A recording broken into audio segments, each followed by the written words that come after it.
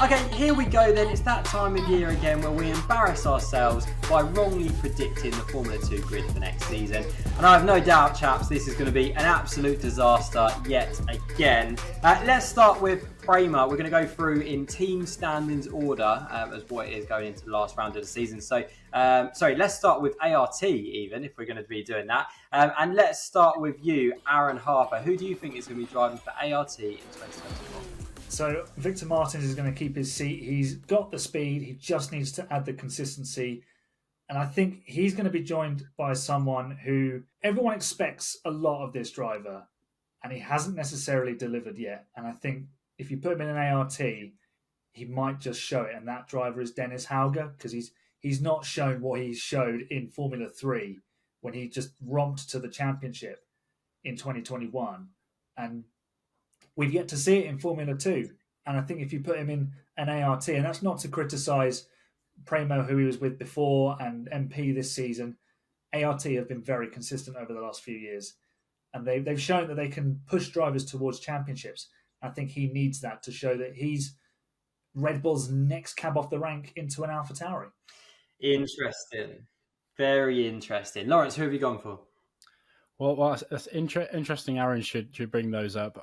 For ART, I've gone for Victor Martins. Just like Aaron said there, I absolutely see him returning for a second season with them. With Teo Pourchaire gone, that will be his team, or at least he'll see it as his team, and he'll be well set up for a really strong title charge next season with ART. And for that second seat, perhaps if we're calling it that, with ART, I've gone for Ayumu Iwasa. I think another driver who has shown enough, I think, to be deserving of that top seat. Again, not that Dams isn't a top seat, but in terms of he's shown enough to be in a car like an ART that has so consistently performed week in, week out in Formula 2. It's interesting Aaron mentions Dennis Hauger. I've put him elsewhere, which we'll go into later. But I think for Dennis Hauger, he would definitely want an ART seat. But I just worry, despite his obvious quality from Formula 3, whether necessarily he would be ART's first pick, given that his form the last couple of seasons really hasn't quite lived up to the speed that he's shown in F3. So it's going to be a tricky one all round. Really interesting. So I've gone with Victor Martins as well. So clean sweep. We think Mr. Victor Martins is going to be ART in 24.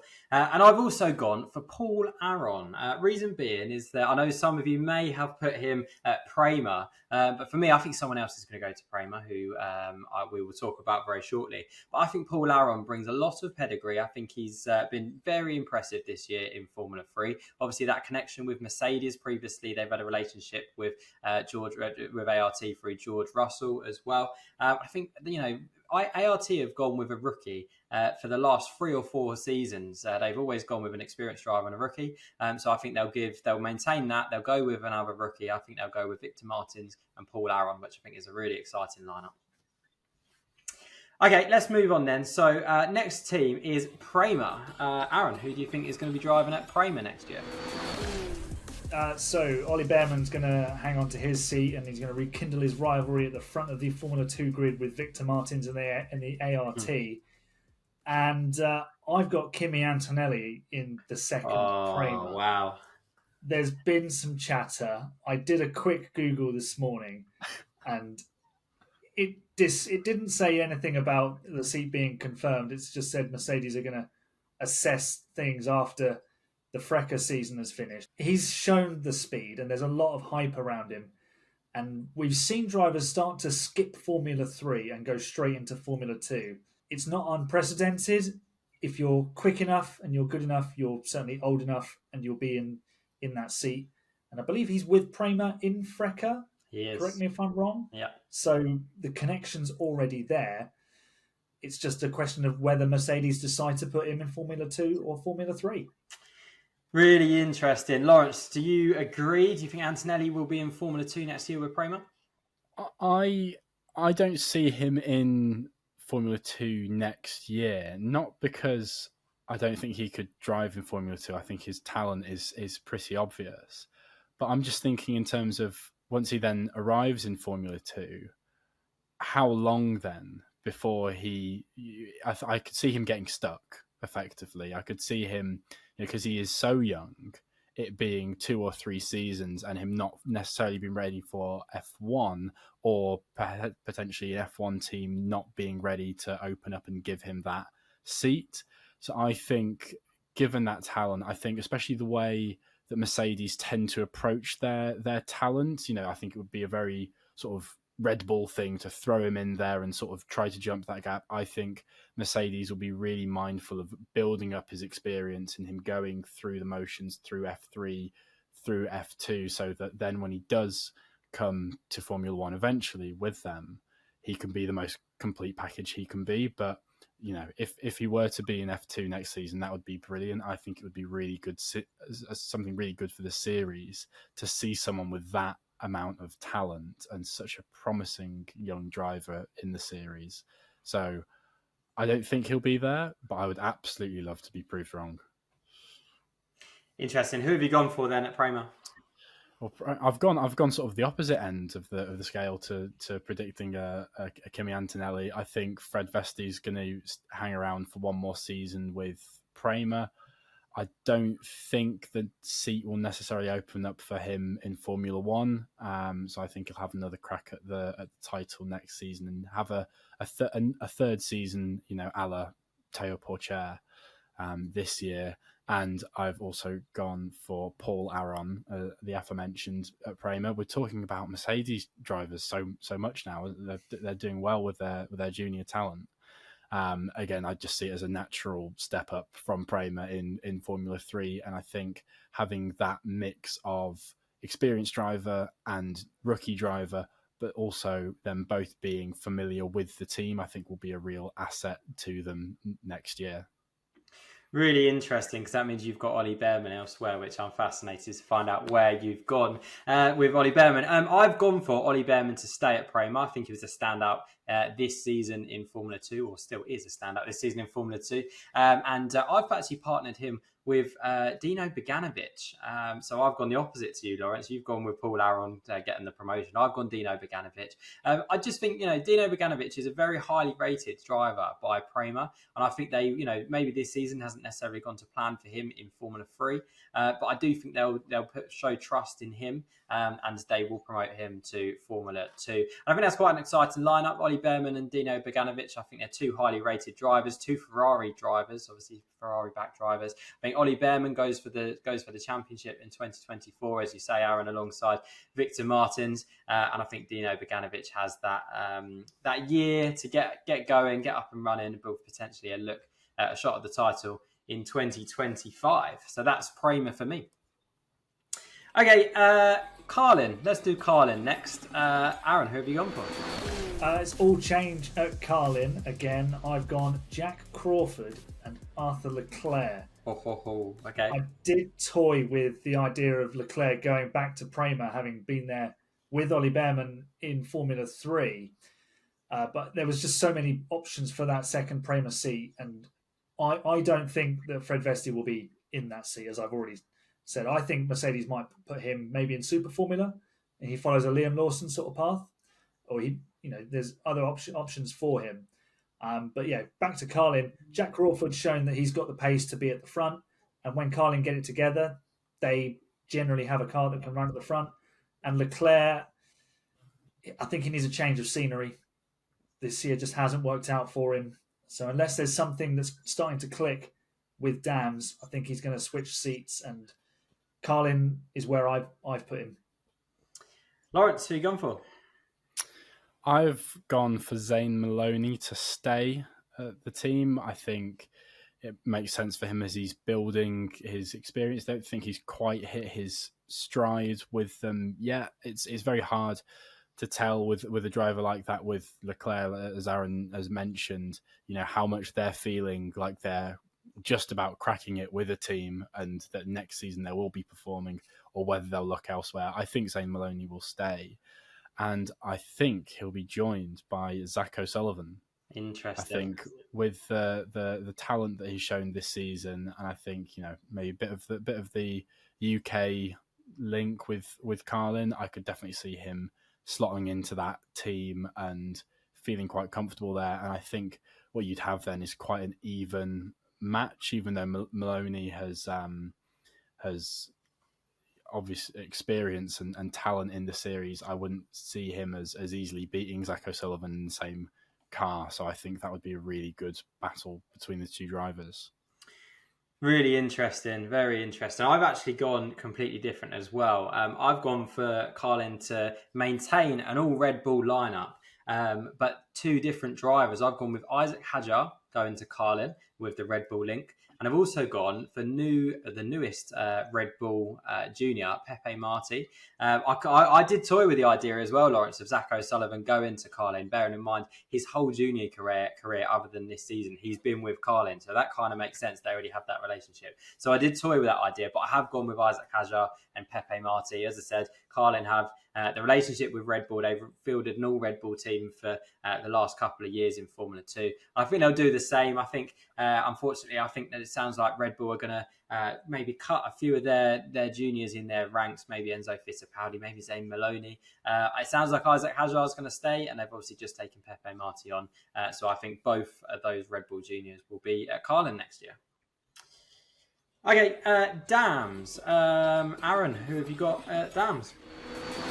Ayumu Iwasa has continued to impress at Dams. I think he'll stay there for a third season. That continuity and that confidence, they just need to get on top of qualifying, and he's admitted it as well. If they can figure that out, he'll be running at the front most weeks. And I've actually got him being joined by Isaac Hadjar, who's shown flashes of speed, flashes of anger on the radio as well. And if he can just harness that, there is a rapid driver in there. And I think learning from someone like Iwasa, who's a little bit more he appears a bit more cool, calm, and collected. I think that might do him some good, and just sort of channeling that aggression into his driving in a good way, and then channeling it into lap time. So that would be quite a tasty lineup, I think. Lawrence? Well, I think for Dams, I think Leclerc will stay with the team. I can see him sort of, building on the first season, building up that experience with the team and staying. Again, it's difficult to tell whether he'll believe that performance is right around the corner with Dams or not. But then my second pick for Dams, because I do think that Ayumu Iwasa has shown that they have got a consistent car. He said recently that he feels that each weekend the pace has been in the car. It's just been a case of nailing qualifying. So I think a top level driver would see an opportunity in Dams, and that's why I've gone for our Formula 3 champion, Bortoleto, to slot right in there at Dams. Very interesting. It's really interesting. Obviously, Bortoleto not currently with a Formula 1 team to see where he would end up. I've also gone with you, Lawrence. I've also gone with Arthur Leclerc to remain at Dams. He's got a season under his belt and to push on and really be a lead driver in that team. And I've got him partnered up with rookie Zach O'Sullivan. Obviously, as I've just said, I did think about putting him at Carlin. I think that probably also makes a lot of sense. But I've gone with him to be at Dams. I think that's Arthur Leclerc with just a season under his belt, pushing on, and Zach O'Sullivan, fast rookie, alongside him. I think that's quite a strong lineup for Dams. Okay, MP. This is an interesting one. This is the one for me that last year, 2023, obviously for the season, was most interesting. They had a championship winning seat available, which obviously Dennis Hauger and Jehan Deruvala jumped into. Things haven't quite worked out for them. So who do you think is going to be with them in 2024, Aaron? So I've gone for a bit more of a Brazilian connection again for MP Motorsport. Enzo Fittipaldi is jumping into that seat to lead the team. And they're going to keep an Indian driver in the second seat, but it's not Daravala, it's Kush Maini. I think Kush Maini has been something of a revelation this season. I've been really impressed with some of his performances.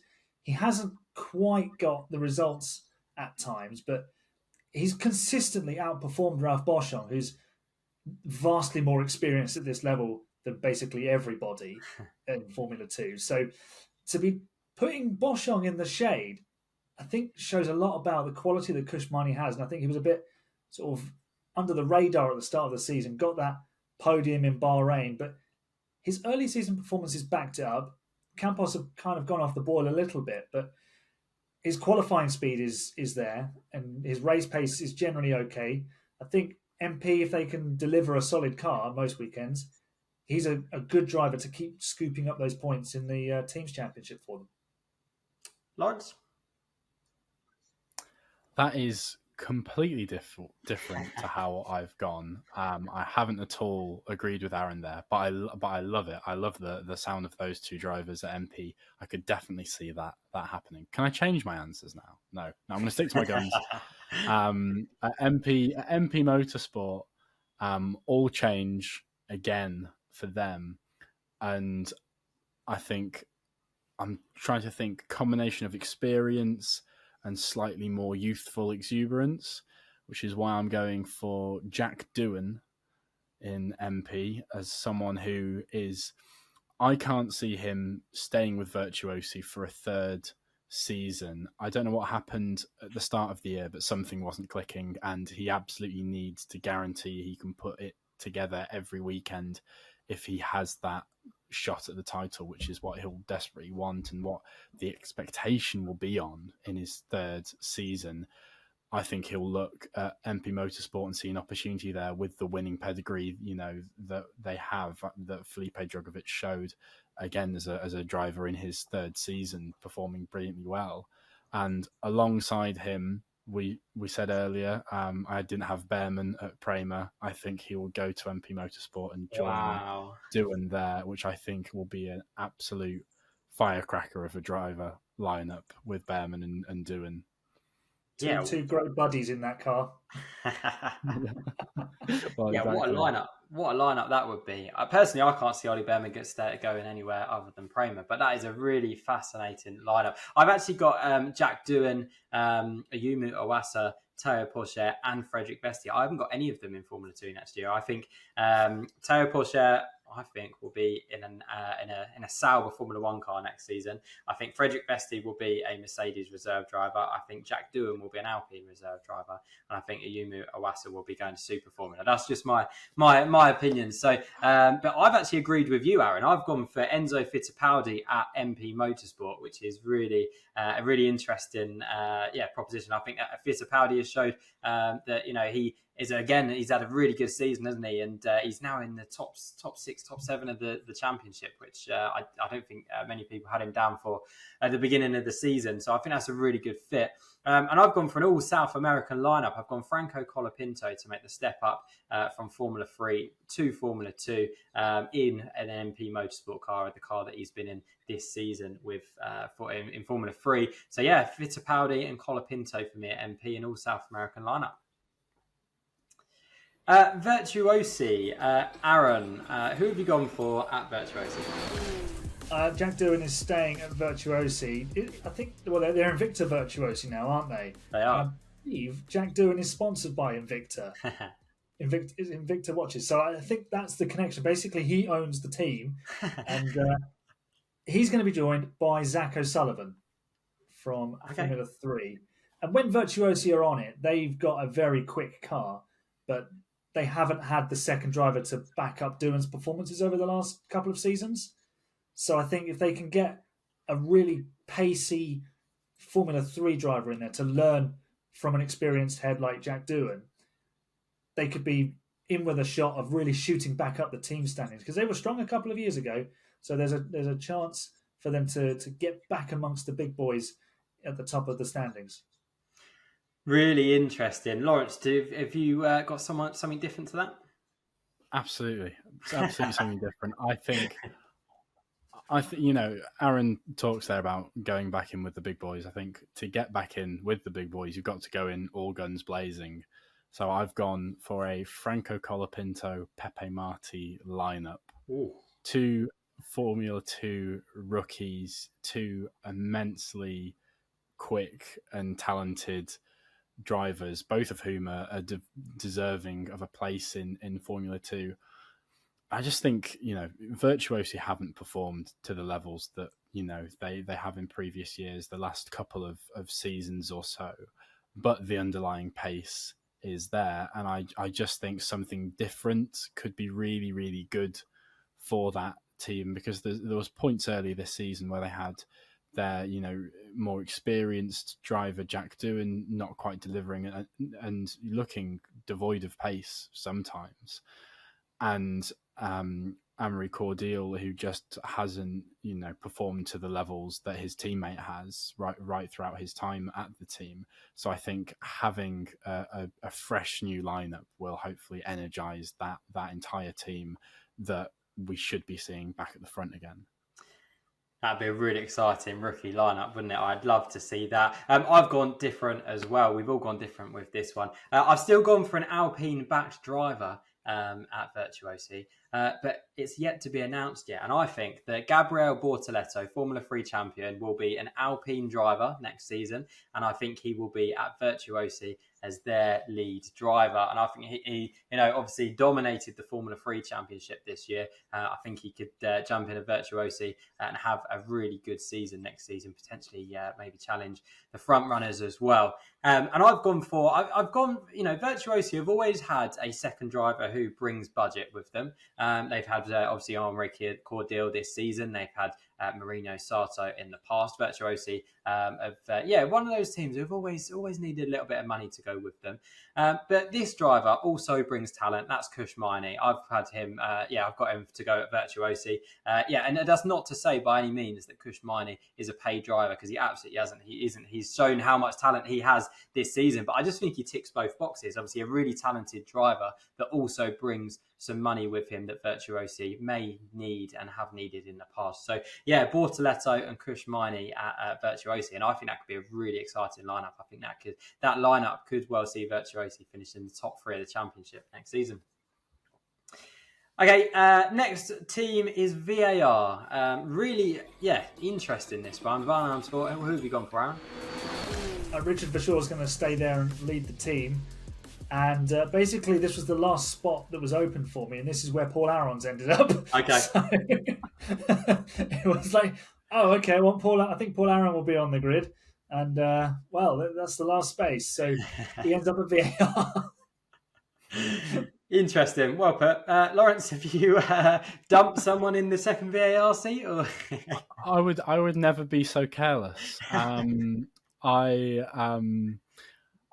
think we're going to see Correa stick around with VAR. I think he has shown big improvements throughout this season, and I just see him and his overall demeanor really meshing well with that team, and I think he'll stay. I think he'll be joined by Jack Crawford as well. Again, another one who I felt would be staying in the series, but wasn't quite sure of where to put. But I think he could definitely work in VAR. Yeah, again, that's fascinating. It's a big call, that one. Do you think Jack Crawford will be Red Bull backed next season or not, Lawrence?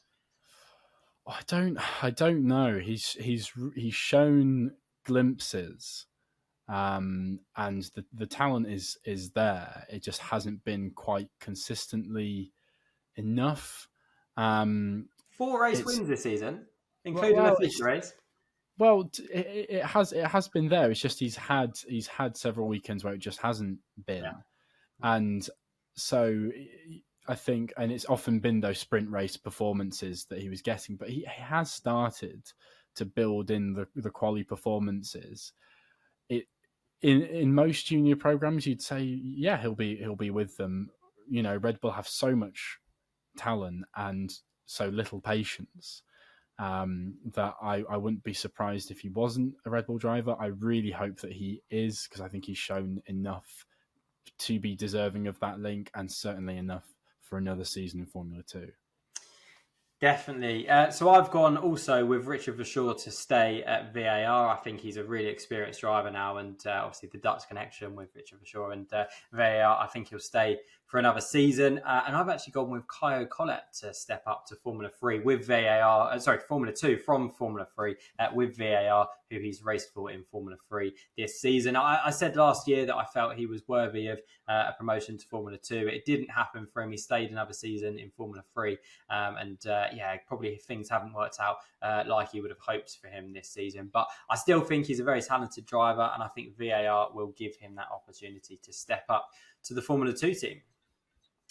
Okay, Hitech. We're almost there, aren't we? Hitech it's a really interesting one. They've obviously had 2 Red Bull Juniors this season. Who do you think is going to be in their team next season, Aaron? I think they're going to keep a Red Bull Junior. Well, depending on what Red Bull do with their drivers, there are very many drivers. Zane Maloney is going to lead the Hitech team because they've shown in previous years when they get the car working and they've got a driver who can pedal it quickly, it can go places.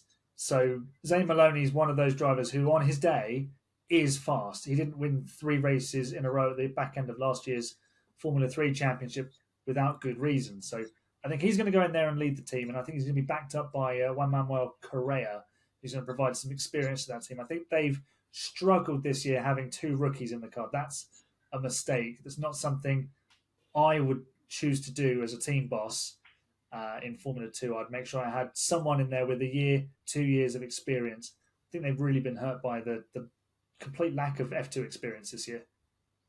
Yeah, I agree completely. Lawrence? Yeah, I agree with Aaron in terms of the need for experience. I think it definitely does seem to have hurt them this year. It's quite simple, really. It's the 3 H's. Hitech, Hadjar, Hauger is my pick.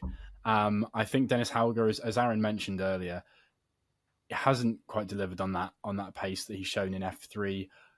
He needs to find somewhere that's going to click for him. I really hope that it can be Hitech or wherever he goes. I hope that the next team that he goes to, he does find that, perfect synergy with the team. I can't see him staying. I think he will be looking elsewhere. I think he knows that he's able to perform to a better level than he has so far. And I think he's just looking for something to change that for him. And teams can have a massive effect on a driver. Look at how differently Felipe Drogovic performed at Virtuosi compared to the season before. So I really hope that can work for him. And I think Isaac Hadjar is a natural choice to stay and have some consistency in that team. And again, has shown massive talent. And I think that will be a really, really solid lineup for Hitech. They need to be playing Motorhead all the way around. Just Triple H. Amazing. I love that. That's the end of the podcast, folks. Yeah. And the outro music is exactly that, Aaron. So I've also gone with Dennis Hauger at Hitech. I think that's a really interesting combination. I think Dennis Hauger, as you say, Lawrence, I think he's an experienced driver. He provides Hitech with that much needed experience where they've perhaps lacked this season. And I think that's a good move for him to go there as well. And I've put him alongside Jack Crawford. I do think Jack Crawford will stay at Hitech for a second season. I think he's had a really good season this season. As I said, 4 wins, a bit of a dark horse coming into the season. And I think he's really put, for me anyway, he's looked a better driver than Isaac Hadjar this season in the same machinery, which a lot of people probably wouldn't have predicted, me included, by the way, wouldn't have predicted at the beginning of the season. So, yeah, for me, Hitech, Dennis Hauger and Jack Crawford. Campos, Aaron. It's kind of a guessing game at this point, isn't it? With Campos, with Trident and PHM, the remaining 3 teams. It's kind of who have you got left, isn't it? So I'm not going to upset our friend of the show, Jim Kimberley, and boot Ralph Boschung off the grid. So he's staying at Campos. And Pepe Marti is going to stay with Campos and graduate to Formula 2. He's shown plenty of pace. And the newest Red Bull Junior needs a home. And it makes sense to keep him in the Campos team because he's driven well with them. He knows the team. Get him in there and sponge off of all of Ralph Boschung's experience. Yeah, nice. I like that lineup. Lawrence? So for Campos, I've gone for Enzo Fittipaldi. I think Campos have shown that the pace in their car at times really, I think the results don't always do justice to the pace that they can have. So I think he'll be a really good bet for Campos, and I see that as being a really good fit. It's difficult with Enzo Fittipaldi because I do think he is perhaps deserving of more of a front running seat. But there are so many drivers that you can say that for that it's hard to fit them all in to know where they're going to go. And I might say that Campos isn't a front running seat, but they've shown that they have the capability to win races, and I think Fittipaldi will see that opportunity with them. And I think staying at Campos for a second season is Kushmaini. Again, you could put him into one of the leading seats, and I think that would be justified. I think Kushmaini has perhaps flown under the radar at times this season. I think he's probably one of the more underrated drivers on the grid. The way that he came in immediately and was very, very steady and very consistent, I think is really, really impressive. And, like we say, to what Aaron said earlier, I think to outperform Ralph Boschung with all his years of experience when you're in your first year in Formula 2 is really, really impressive. And also, I think he's got such a solid foundation there with that team. I think if he can grow with them, I think that he could be taking Campos back to potentially more regular race wins. Waste wins. Waste wins. You heard it here first. Waste wins. He'll take the W and he will multiply it. Okay, I've gone with Ralph Boschung to stay as well. Ralph Boschung, he actually hinted to Inside F2's Michael McClure at a recent race weekend. I think it was Zandvoort, that he could potentially be staying in Formula 2. So yeah, if he was to stay, I think it would be with that Campos team that he's been with for a little while now and has such a good relationship with. And for the second seat, I've actually gone with Juan Manuel Correa. I think he's had a good season this season, a quietly good season with VAR. And I think, he again, Campos, one of those teams who, they do perhaps rely on a little bit of a budget, someone with a budget coming in. And I think Juan Manuel Correa will be that driver that comes in as the second driver to provide that money and that experience that he has. And I think Boschung and Juan Manuel Correa, get your words out, Fraser, will be a strong lineup for Campos next season. Okay, final two teams then. Trident. Aaron, who's going to be at Trident next season? So I've got the Formula 3 champion Gabriel Bortoleto staying with Trident, and he's going to be partnered by Amory Cordial. The only reason I've got Bortoleto with Trident is because he's just won the championship with them, so makes sense to keep that continuity. And also, I think for me, it speaks to the sheer depth of talent already on the Formula 2 grid. We've spoken already over the season that the quality is so deep this year. You're looking at you need an Oscar Piastri-like sort of character to come through and stick their head above the parapet. And Porsche has done that at times, but Vesti has gone with him. Iwasa has matched them at times as well. Behrman and Martins have been rapid. So the competition is fierce, and you can't judge really, I think, Bortoleto's F3 title because he left them all behind, but just how good was everybody else? That's the question I'm asking. I'm not completely sold on that. So I've got him with Trident, and it'll be a good opportunity for him to get his feet under the table in F2 and then propel himself into a front-running seat for 2025. And obviously, he's partnered by Amory Cordial, who's going to bring some budget and help them, I won't say develop the car because they're all the same, but just give them a bit of a boost. And he's got the experience as well, which Bortoleto will need. Sounds like an interesting one. Who have you gone for, Lawrence? I've gone for Roman Stanek to stay at Trident. Hasn't necessarily shown some of the talent that we saw in F3 this year, but I think he'll stick around and try and build into that second season. I think he'll be joined by Ollie Goethe. Again, a driver that has stood out at times in Formula 3. I think who I could see making that jump up to Formula 2. I think Trident would be a good fit for him. Yeah, I mean, I've also gone for Ollie Goethe to make the step up from Formula 3 to Formula 2 with Trident. And I think leading the team, and by the way, I hope this doesn't actually happen, because this driver, I believe, is a really talented individual who I think deserves a front-running seat. But I just didn't know where else he was going to go. And particularly if he loses his Red Bull backing, I was thinking, maybe he won't get a front-running seat. So I've gone for Zane Maloney to return to the team that he did so well in Formula 3 with. And yeah, as I said, I hope that doesn't happen, because I think Zane Maloney deserves a front-running seat. But yeah, I've gone with Zane Maloney to lead the team and Ollie Goethe to make the step up from Formula 3. And last but not least, PHM. Again, this is a really difficult one to predict, isn't it, Aaron? Well, it's the only one that's not changed for me. I've got Josh Mason and Roy Nissany. You know what? Sorry, Lawrence, before I come to you, I've got exactly the same, because I just don't know who else they're going to get, and I don't know who's going to be interested in going to PHM unless it's a Formula 3 driver who is desperate for an opportunity in Formula 2. But Josh Mason sounds quite confident he's going to be in that PHM next season, and Roy Nissany provides that experience. Lawrence, have you gone? Don't tell me you've gone the same. No, I haven't. You'll be relieved to know. This PHM lineup is the result of